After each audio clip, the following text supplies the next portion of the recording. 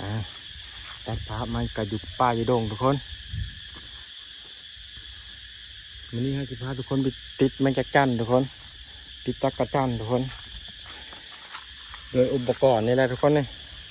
ต่างทุกคนนี่เดินที่เขาเบิ้งทุกคนนี่เป็นเหนียวๆแบบนี้เลยทุกคนนี่แหละไม้เขากับทุกคนนี่ก่อนอื่นก็กราบสวัสดีและสบายดีทุกคนพบกับช่อง YouTube บ้าวคึมลูกไซล่าคือเกาพาทุกคนไปหาอยู่หากินตามป่าตามดงนี่ทุกคนแมงกินน้ากระไรทุกคนไปทุกคนไปนำกันลุ้นไปนำกันว้าวสิได้น้อยได้หลายทำไรทุกคนเนี่ยมื้อนี้ก็เอารถไถมาทุกคนรถมอเตอร์ไซค์เฮาน้ำมันมันบ่มีทุกคนน้ำมันมันแพงนะแพงยังบอกว่าอีกทุกคนน้ำมันบ่มีขาดปั๊มอีกนะก็เลยได้เอารถไถมาทุกคนไปติดติดการประจำการทุกคนไปทุกคนกระสีย่างไงทุกคนผมมีผู้จับกล้องให้ทุกคนโอ้แพงอันนี้แม่กินน้า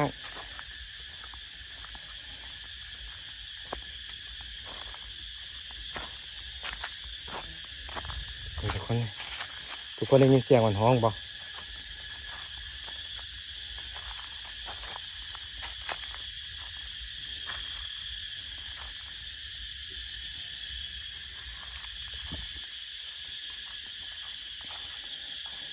ทุกคน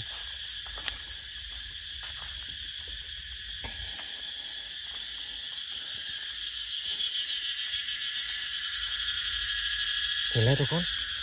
เห็นโตมันแล้วเบิ้งเอาติดให้ทุกคนเบิ้งโอ้แม่งกินน้าหลายทุกคนเลย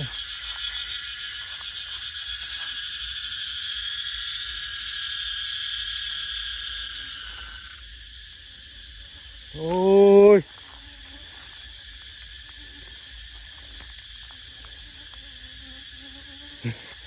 ไม่กินน้าอีกสักหลายก็ได้ก็ได้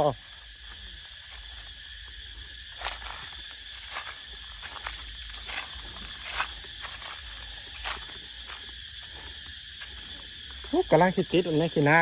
ตอมหน้าตอมตาเลยไปซะ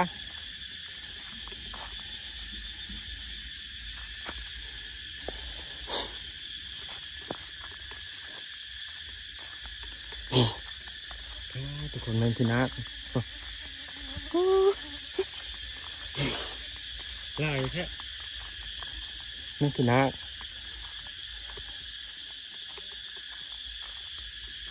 เอาตังค์บ่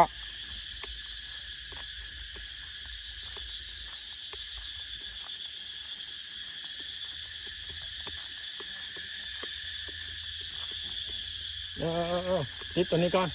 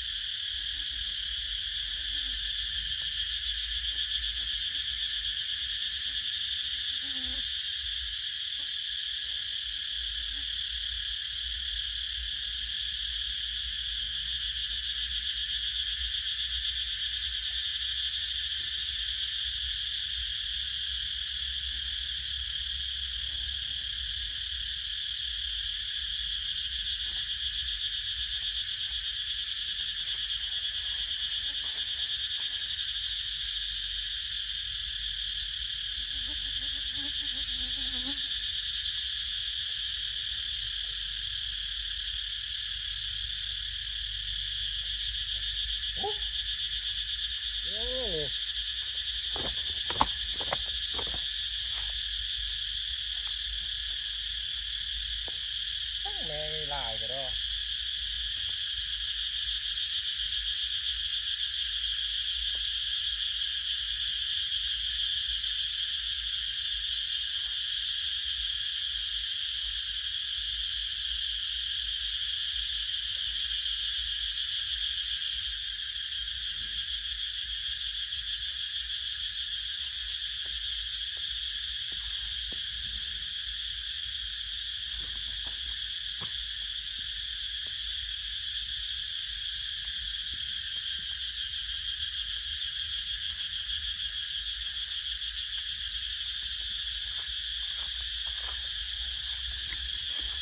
ป้าทุกคนเลยแม่งมันตอมหน้าตอมตาเดี๋ยวคนติดจะคนบ่ได้อะดามโอ้แม่งนี่ก็ตอมเจ้าอยู่บ่โอ้ฮัลโหลติดก็บ่ได้แม่งก็ตอมชื่อหน้าชื่อตา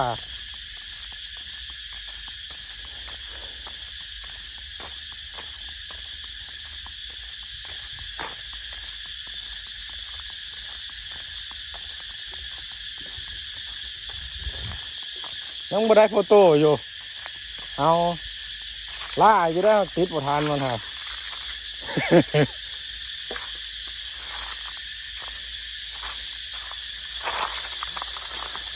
บ่ได้โฟโต้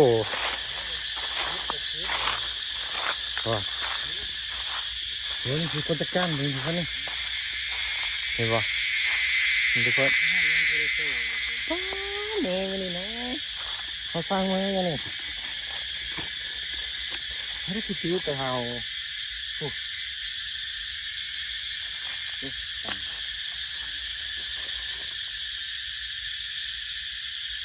ซื้อกันแล้ว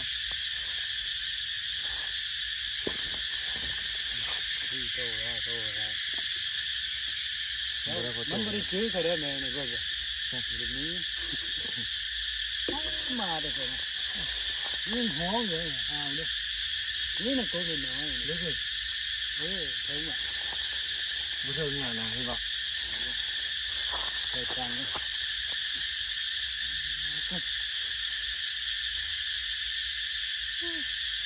หน้าแม่เนี่ยเขาบอกมีแม่นี่ก็จะคิดภาพอยู่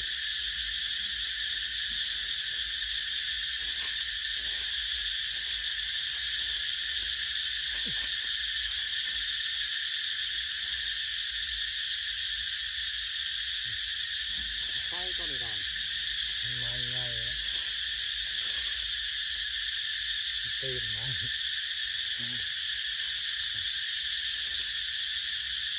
โอ้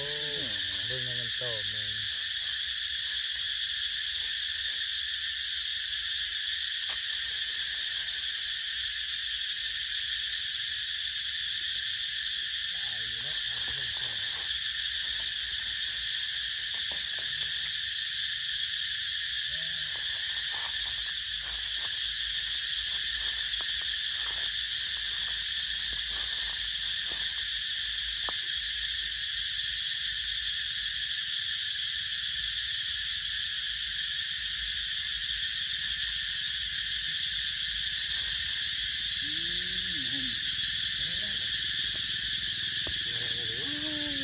ตายฮะทุกคน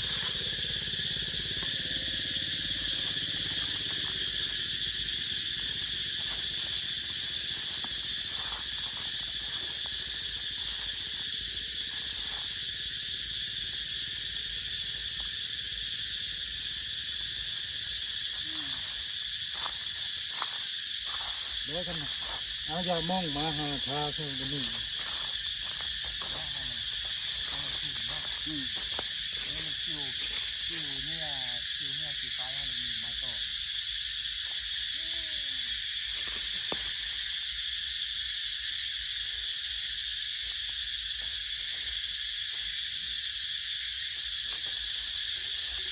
ยาเที่ยวนะคือน้ำธรรมดาแล้ว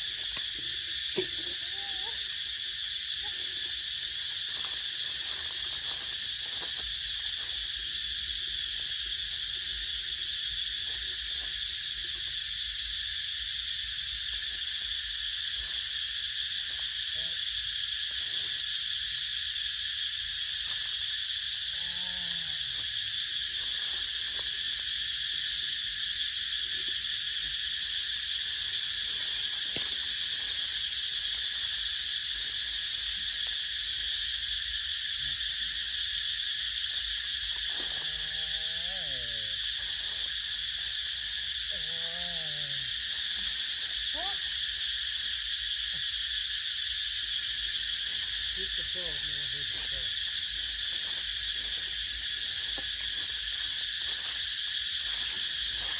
ะได้โฟโต้เลยเอายังไม่ได้โฟโต้ทุกคนแมงอันนี้ก็ลายก็ได้ทุกคนนี่แมงอย่างก็เอิ้นทุกคนนี่แมงชนะไงนะเบิ่งกันทุกคนโอ้ที่จะจ้านก็บ่ได้แมงอันนี้มันตอบ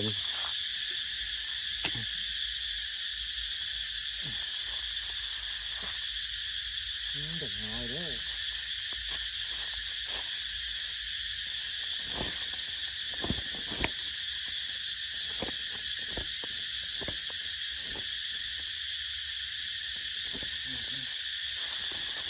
อันนี้ตอบทุกคน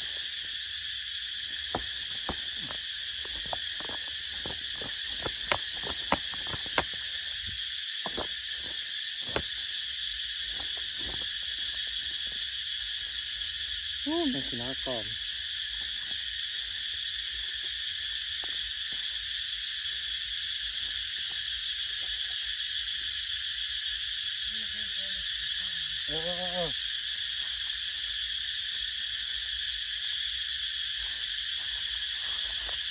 ไม่ได้ว่ายนะแม่ชนะอะไรเนี่ย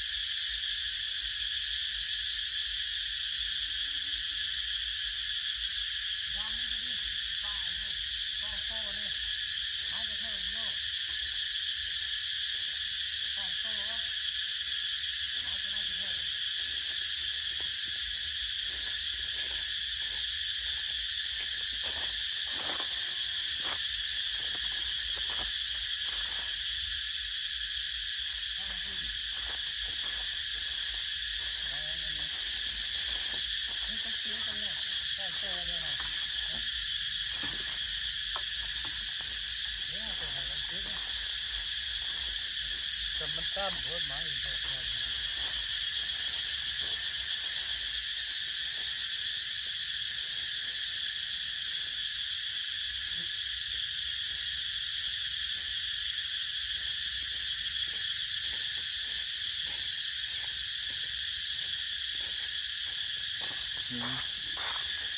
ักจั่นทำลายทุกคนจักจั่นทำมาหลายแต่มันติดเบือกได้ทุกคนมันแห่ย่างกันแม่งอันนี้ตอมหน้าตอมตาแล้วมันเห็ดในเงินยิบทุกคนเห็นไว้ดาวนี่เอาสิบอกนี่แม่นี่ตัวนึงนี่ใส่น้ำมันตัวนึง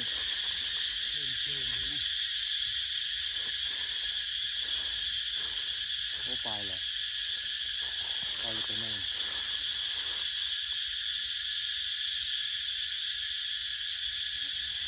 ได้ใช่ไหมจะติดไปได้แล้วฮะนี่ทุกคนจัดการทุกคนนะไม่ชนะกันเลยทุกคน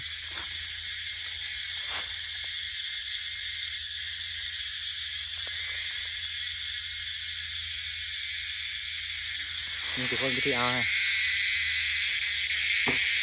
กัดซีดมันออกก่อนทุกคน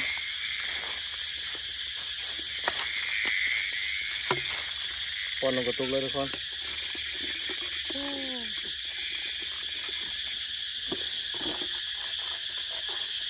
มันชนะไล่ก็ได้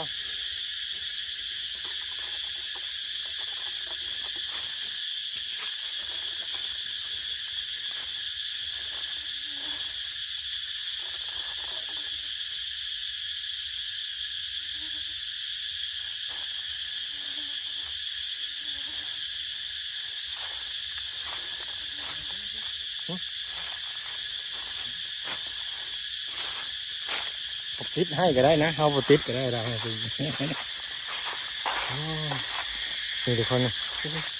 ตกทุกคนตกติดแล้วนี่ทุกคนจัดการเลยนี่ทุกคนโอ้ไม่ชนะกะลาทุกคนนี่นี่ทุกคนเก็บอีก1 แต้มทุกคน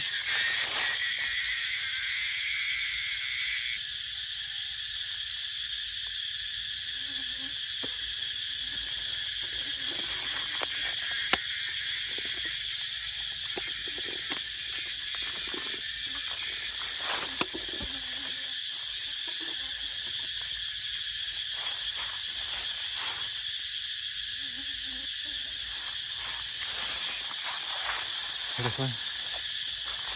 รอมาอีกทุกคน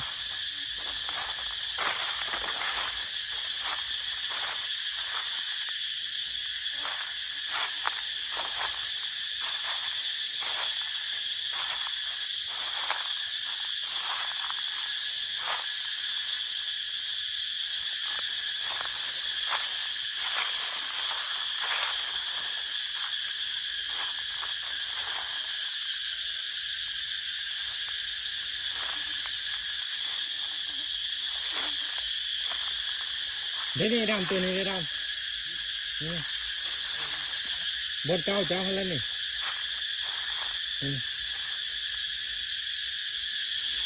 ทุกคนนะตัวหนึ่งทุกคน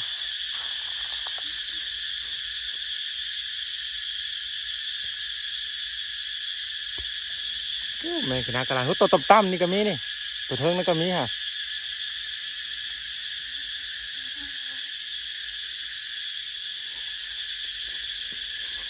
เอาตัวต่ำก็เลยตัวเทิงก่อน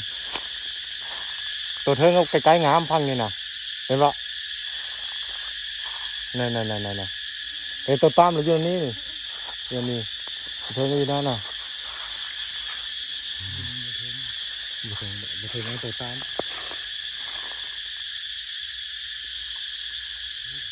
ไอ้ตัวต่ำเนี่ย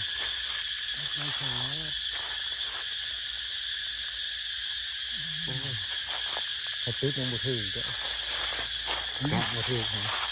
ในใจทุกคนทุกคนตัวต่างเบิดเลยได้เนี่ย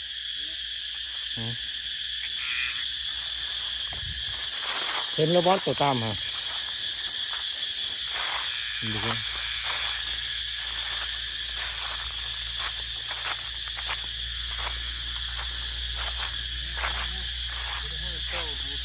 นี่อะไร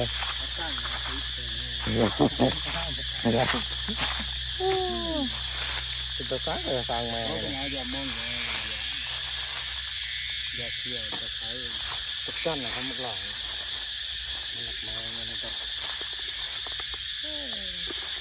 ดูก็การเก็บอีกใจนึงทุกคน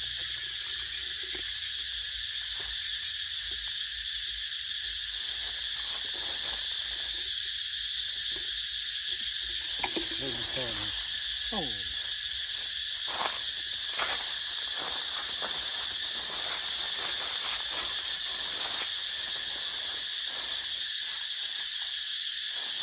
ยังรันติดโฟโต้เลยติดบททานมันนะกะบุรี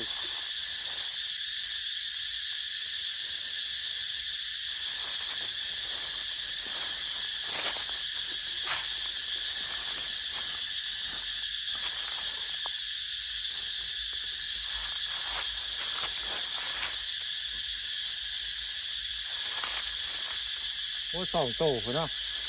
ตัวหนึ่งไป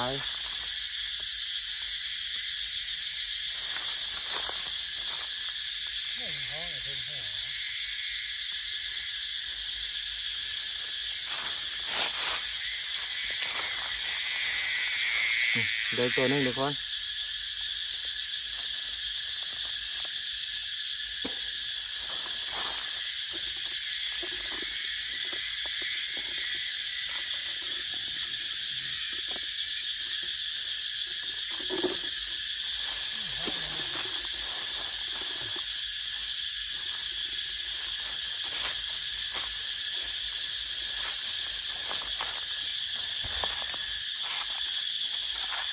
สุดท้ายห้องไอ้ที่ไหน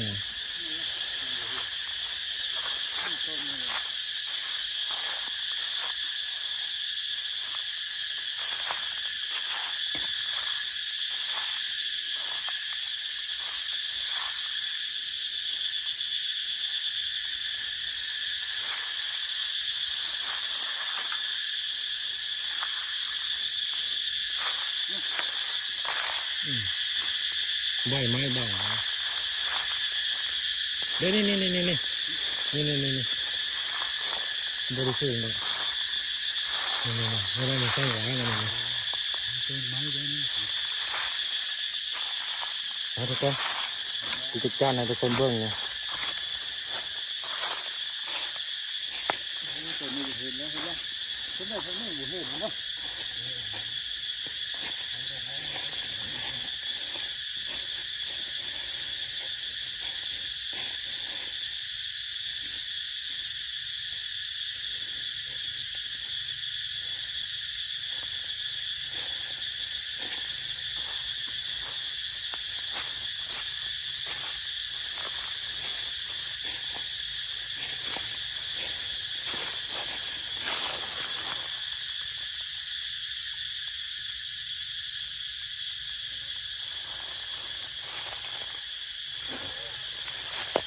ติดปุ๊บปุ๊บ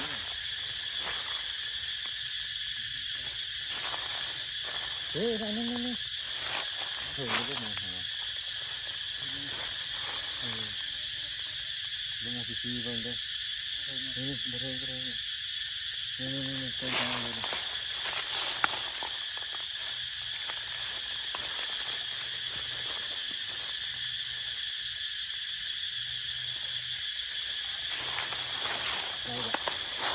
ได้เนี่ยก็ติด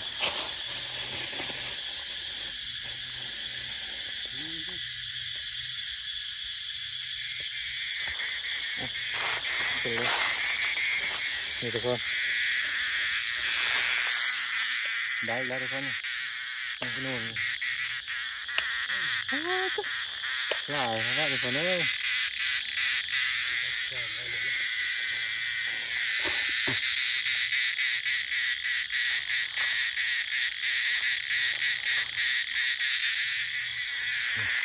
นี่แกนเลยทุกคน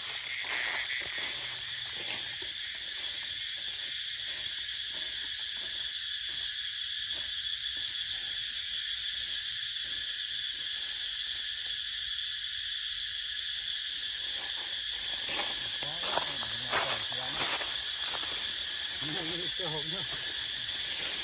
น้ำเป็นเล็กเลยมันตาเอาเยอะก็ได้แล้วนะโอ้พี่จะซื้อมาให้ซ้ำนึง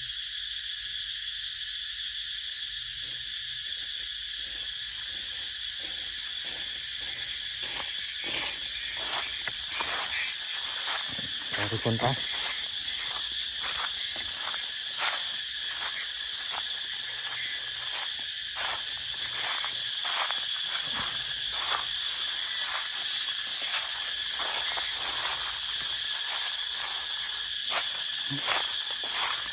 ไป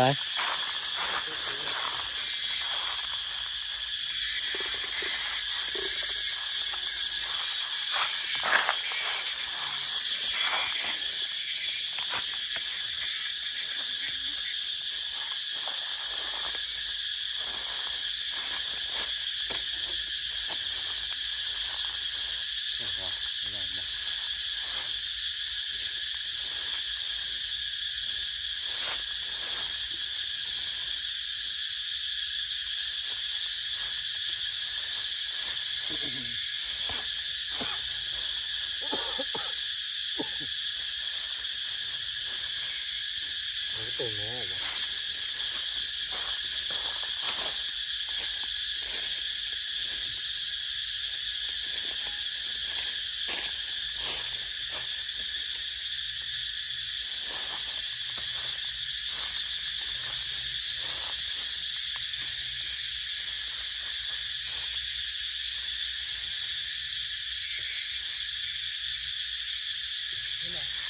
เป็นอะไร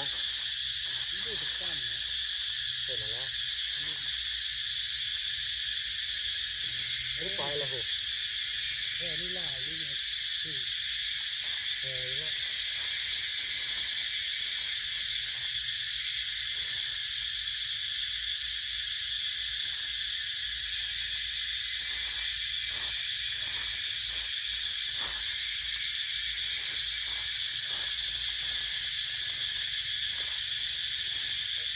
ra đi, mai cho tưởng bọ nó cặp tam này đi cà phê này mai cho nhà như thịt lên nữa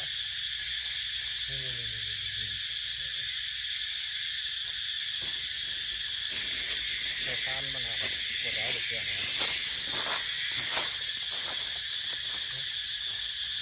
đúng rồi tam này thôi mình ngay đây nè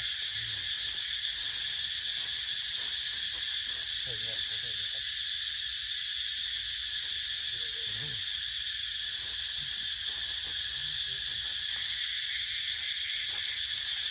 chan không một lời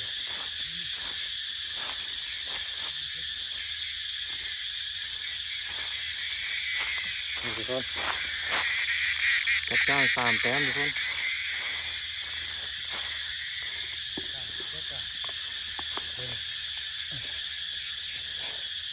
cốt nó bị lạ nó cái tiếp vào thành mà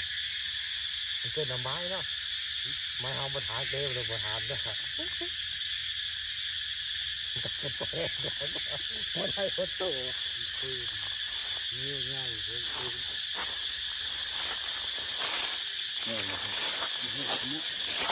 không buồn miếng gì đó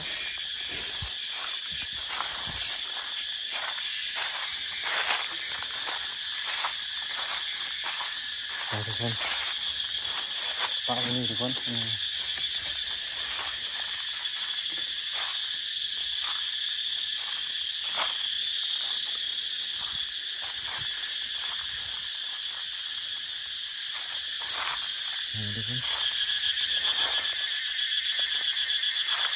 เห็นแล้วทุกคน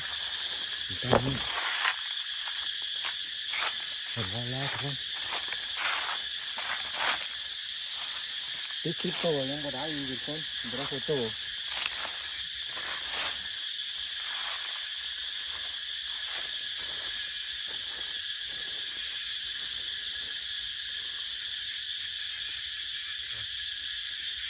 ใส่แล้วก็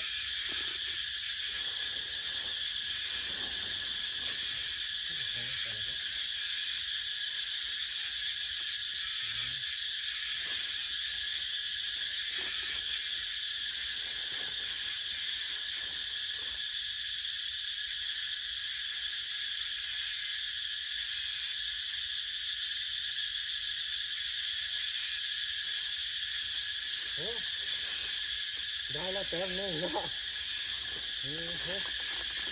เห็ดบูทุกคนนี่ติดได้ทุกคนนี่โอ้บนหน้าเสื้อทุกคนเขากระติดเป็นคือกันนี่บนหน้าเสื้อเขากระติดได้คือกันตัวหนึ่งทุกคนภูมิใจแห้งขนาดได้ตัวเดียวเลยเนาะ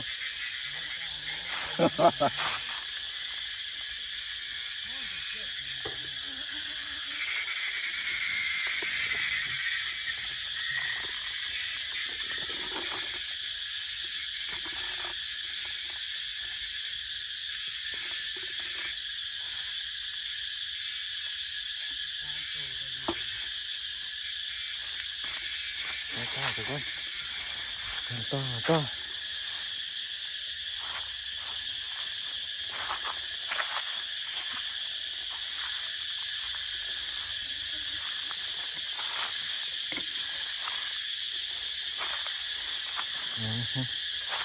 ดูสูงแล้ว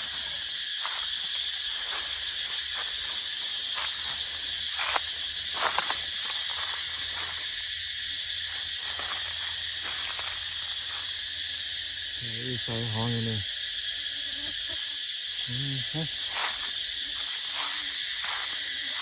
นี่กินน้ำ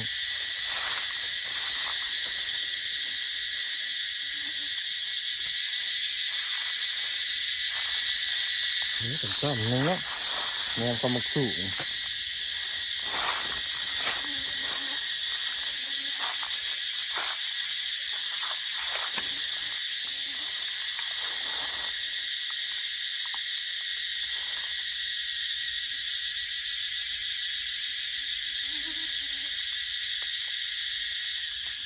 โอ้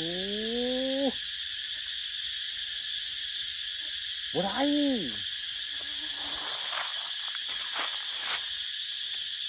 บ่ใช่บนติดบ่ได้มากินดูคนมากินนี่พลาดเอาไหมโอ้ตัว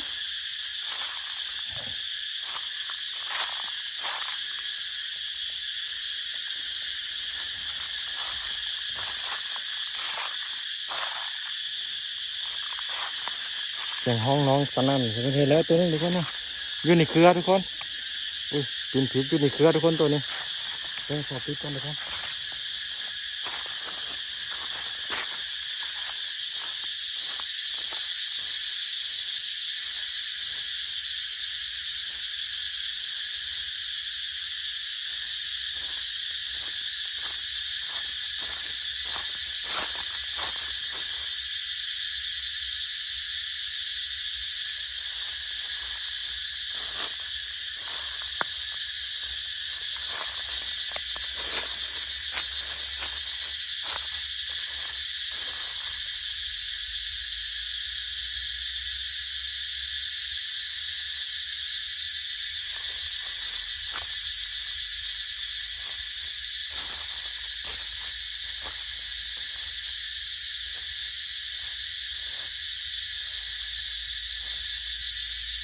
บวชเถอะดามยืนในเครือนี่ดามยืนในเครือนี่ดามติดบวชเถอะ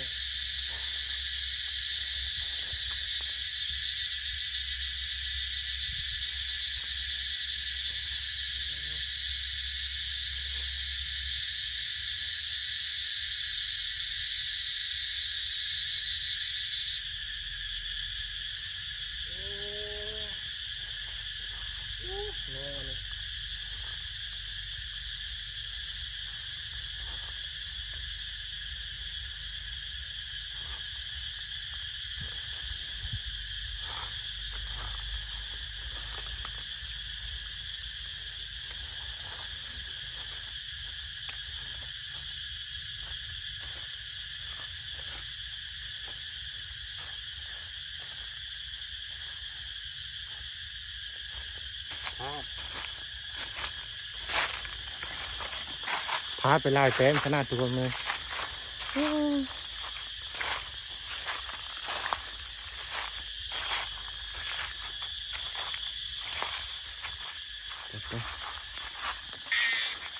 ทุกคนแค่ไปได้อยู่เครือพี่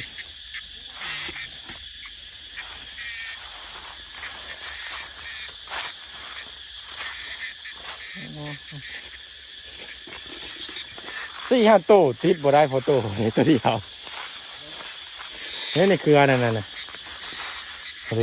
กระตุ้นนะ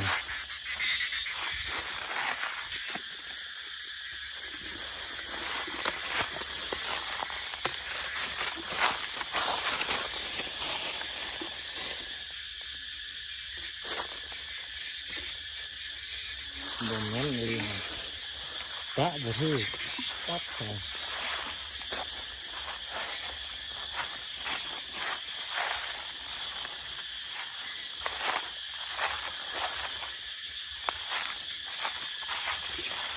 นี่จะไป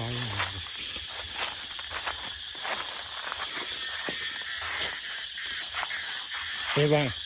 งหลังมันนะ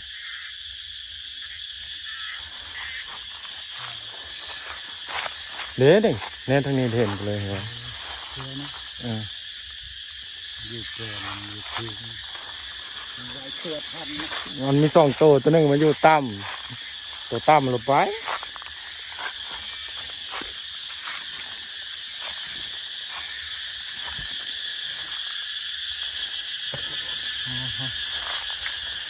โอ้ยอยู่นี่ไอ้ดำนี่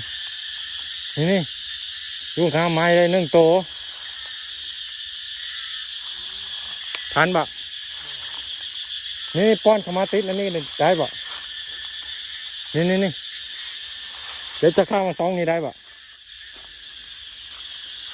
ป้อนนี่ก็ได้นี่ง้อไม้นี่น้อยนี่บ่เห็นบ่นี่นะนี่บริสุทธิ์ตรงนี่เ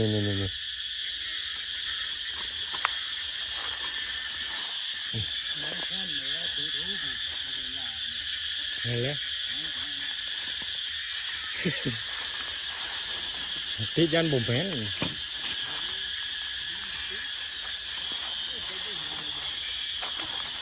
เทน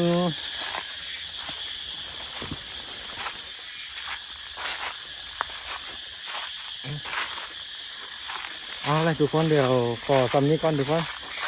เจาะไว้ซ้ำนี้ก่อนทุกคนเขาขอติดจานก่อนแล้วเขาจะถ่ายทุกคนเบิ้งไม้ทุกคนแล้วเขาจะสรุปย้อนให้ทุกคนเบิ้งว่าเขาได้น้อยได้หลายทำแบบนี้ทุกคนไปวันนี้ก็ขอติดจานก่อนทุกคนเสียงห้องน้องชนานวันไหวทุกคนโอเคเนาะทุกคนเดี๋ยวเขาจะอัปเดตตอนสรุปปัจจิเมื่อให้เบิ้งทุกคนไปเอาทุกคนตัดภาพมาวันนี้ก็เขาจะพากันเมื่อเลยทุกคนสรุปมื้อนี้ก็คือได้ประมาณนี้ทุกคนนี่จักจานเขาเนี่ยประมาณ20 กว่าตัวทุกคนนี่ประมาณ20 ตัวทุกคนปัดออกมาปัดสวยซ้ำทุกคนนี่อยากรถเขาทุกคนอยากรถไทยเขานี่ตีนหัวทุกคนตีนหัวหรือว่าตีนซอสนะทุกคนโอ้ยนี่ทุกคนนี่ออกมาปัดสวยซ้ำนี่ทุกคนเกิดได้เปลี่ยนก็เลยได้ทอดตีนมันออกทุกคนสิเอาตีนมันเมื่อทุกคนนี่สิเอาตีนเมื่อเปลี่ยนอย่างก่อนทุกคนบ่ฮู้ว่ามันหัวแบบใดทุกคนเพราะว่าเขาก็คือบ่ได้เหยียบเล็กเหยียบใหญ่ทุกคนไว้พื้นเหยียบน้ำเขาก็บ่ได้เหยียบนะทุกคนทำมาจอดมาเขาก็จอดทางเลยนะกับมินแต่นั้นแล้วทุกคนก็เดินทางกลับบ้านกลับเมืองก่อนทุกคนเขาจะเอาติดรถมาแปลงก่อนมาจอดทุกคนไปทุกคนคลิปนี้กับบุญยังไรขอจบคลิปเพียงเท่านี้ทุกคนอื่นกับกราบสวัสดีและสบายดีทุกคนมื้อนี้ขอลาไปก่อนบายทุกคน